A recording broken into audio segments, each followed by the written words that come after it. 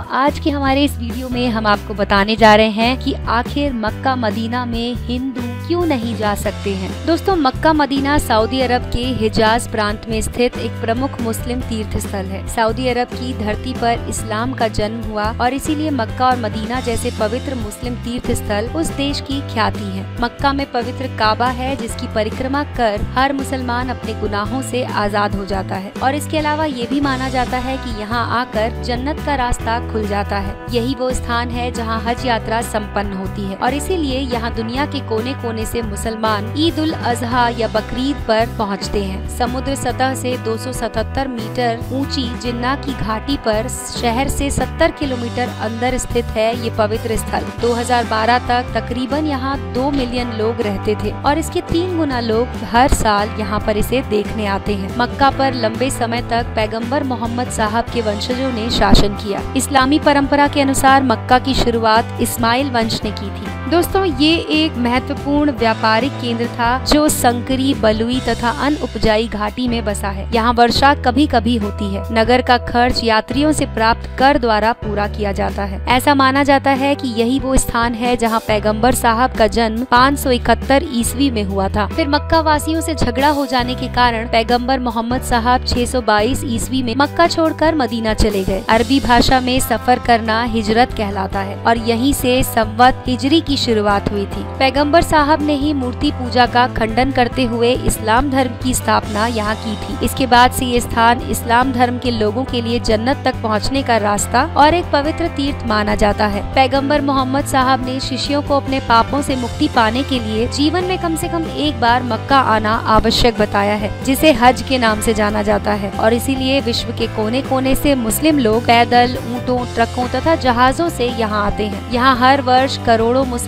हज यात्रा के लिए आते हैं। मक्का में एक पत्थरों से बना हुआ विशाल मस्जिद भी स्थित है। इसके मध्य में एक चकोर काबा स्थित है। ये ग्रेनाइट पत्थर से बना है जो 40 फुट लंबा और 33 फुट चौड़ा है। दोस्तों, इसमें कोई खिड़की नहीं है बल्कि एक दरवाजा है। काबा के पूर्वी कोने में जमीन से लगभग 5 फुट की ऊंचाई पर पवित्र काला पत्थर है। मुस्लिम तीर्थ यात्री यहाँ आकर 7 चक्कर लगाते हैं तथा इनको चूमते हैं। इस विशाल मस्जिद के पास ही एक जमजम का पवित्र कुआं स्थित है जिसका पानी कभी नहीं सूखता। इस कुएं का पानी पीकर यहाँ एक शैतान को पत्थर मारने की रस्म अदा की जाती है। संपूर्ण विश्व में इस्लामी तारीख के अनुसार 10 जिलहज को विश्व के कोने कोने से मुस्लिम इस पवित्र स्थान पर पहुँचते हैं, जिसे इस्लाम धर्म में लोग ईद उल अजहा के नाम से जानते हैं। मक्का और मदीना के कुछ मील तक चारों ओर के क्षेत्र को पवित्र माना जाता है। अतः इस क्षेत्र में कोई युद्ध नहीं हो सकता और न ही कोई पेड़ पौधा काटा जा सकता है। मक्का मदीना संपूर्ण पवित्र इस्लामिक स्थान होने के कारण यहाँ गैर इस्लाम के लोगों का जाना निषेध है। दोस्तों, अब तक सूचनाओं में लिखा जाता था कि काफिरों का प्रवेश प्रतिबंधित है, लेकिन अब काफिर शब्द के स्थान पर नॉन मुस्लिम यानी कि गैर मुस्लिमों का प्रवेश वर्जित है,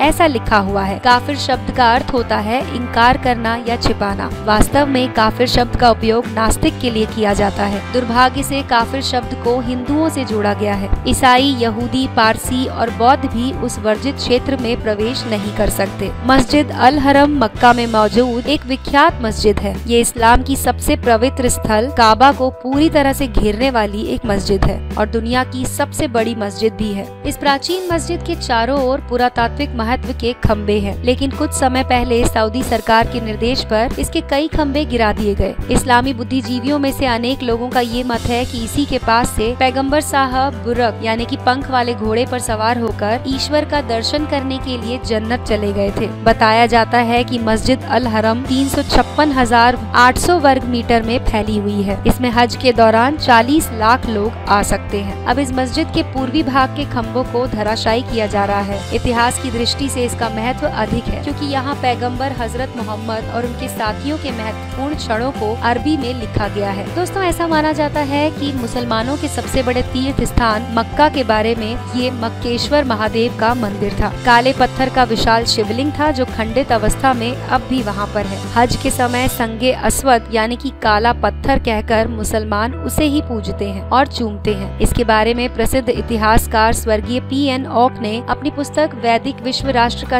इतिहास में बहुत विस्तार से लिखा है। और ये भी कहा जाता है कि अरब में मोहम्मद पैगंबर से पहले शिवलिंग को लात कहा जाता था। मक्का के काबा में जिस काले पत्थर की उपासना की जाती रही है, भविष्य पुराण में उसका उल्लेख मक्केश्वर के रूप में हुआ है। इस्लाम के प्रसार में पहले इजराइल और अन्य यहूदियों द्वारा इसकी पूजा किए जाने के स्पष्ट प्रमाण मिलते हैं। दोस्तों, ये बात कितनी सच है ये तो अभी तक विवादित है। अभी तक तो सिर्फ ये एक अफवाह ही लगती है। तो दोस्तों, ये था वीडियो जिसमें हमने आपको बताया कि मक्का मदीना में हिंदुओं का तथा गैर मुसलमानों का जाना वर्जित क्यों है, इसका पूरा सच।